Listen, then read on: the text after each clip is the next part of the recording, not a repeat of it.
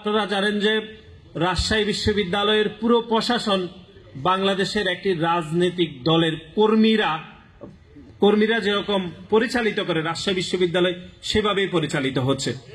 রাজশাহী বিশ্ববিদ্যালয়ের যিনি মাননীয় ভাইস চ্যান্সেলর রয়েছেন, মাননীয় প্রো ভাইস চ্যান্সেলর রয়েছেন, মাননীয় প্রক্টর রয়েছেন, তারা সরাসরি বাংলাদেশের একটি রাজনৈতিক দল জামাত ইসলামের সরাসরি যারা অতীতে কর্মী ছিলেন, এখনো পর্যন্ত যারা জামাত ইসলামের রাজনীতির সাথে সরাসরি সম্পৃক্ত, তারাই রাজশাহী বিশ্ববিদ্যালয় প্রশাসন পরিচালনা করছে।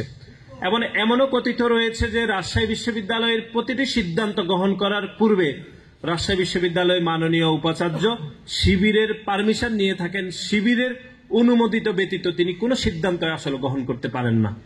এরকম একটি খারাপ পরিস্থিতির মধ্যে, অর্থাৎ গণ অভ্যুত্থান পরবর্তী সময়ে যেখানে একটি ইতিবাচক এবং একটি গ্রহণযোগ্য সিদ্ধান্ত আসা উচিত ছিল, তার পরিবর্তে আমরা দেখছি যে একটি রাজনৈতিক দলের এজেন্ডা বাস্তবায়ন করার জন্য রাজশাহী বিশ্ববিদ্যালয় তড়িঘড়ি করে, কোনো সংস্কার না করে, শিক্ষার্থীদের কোনো মতামত না নিয়ে, ছাত্র সংগঠনগুলোর কোনো মতামত ব্যতীত রেখেই তারা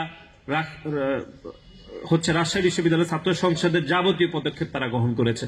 আমি কয়েকদিন আগে রাজশাহী বিশ্ববিদ্যালয়ে গিয়েছিলাম, সেখানে রাজশাহী বিশ্ববিদ্যালয়ের প্রায় 10টি ছাত্র সংগঠনের সভাপতি সাধারণ সম্পাদকের সাথে আমাদের আলাপ হয়েছে। তারা বলেছে তাদের ন্যূনতম কোনো মতামত নেওয়া হয়নি।